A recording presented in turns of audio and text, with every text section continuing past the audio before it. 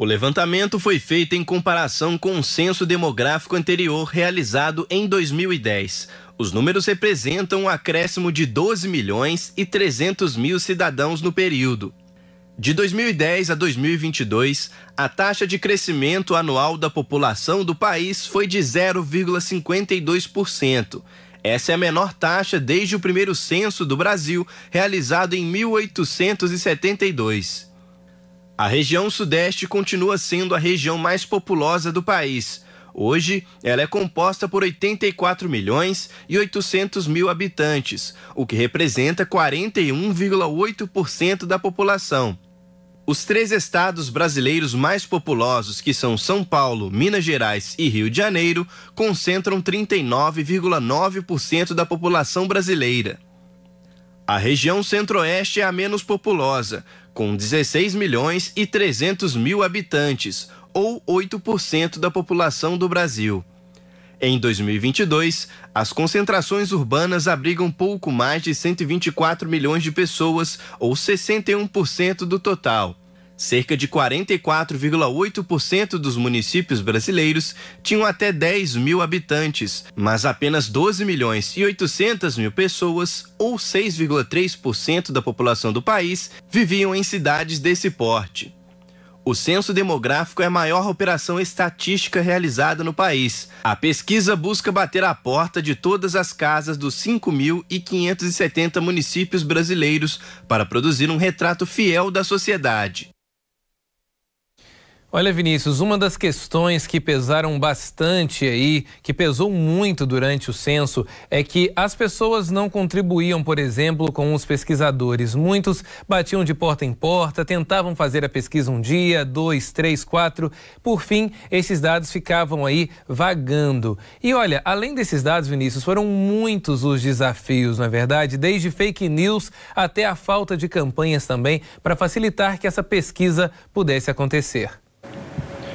Pois é, Elias, foi um prazo longo desta pesquisa, inclusive ela foi estipulada para ter terminado um pouco antes, ela teve que ser prorrogada por conta dessa alta recurso e também pela falta de incentivo das pessoas a responderem, falta de recenseadores e também corte no orçamento. Isso foi um dos pontos principais a prejudicarem essa pesquisa.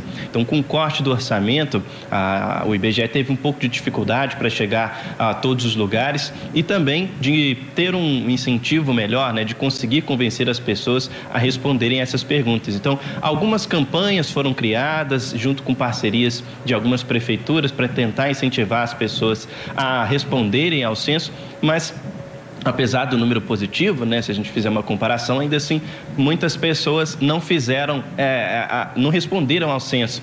Mais de 1 milhão de pessoas, inclusive, segundo o IBGE, não chegaram a responder o censo, né, recusaram-se a responder o censo, na verdade, que teve uma taxa também de 4,23% de pessoas que não responderam, né, elas não quiseram responder, nem se chegaram a ser consultadas assim da recusa.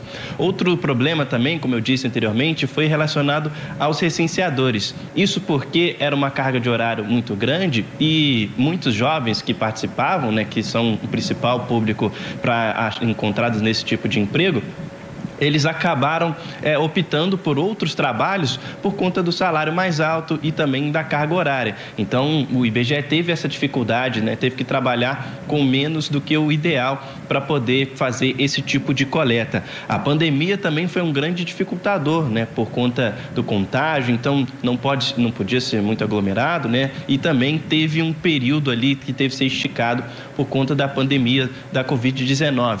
Então, mostra também outro ponto a ser questionado, né, durante a cobertura do censo.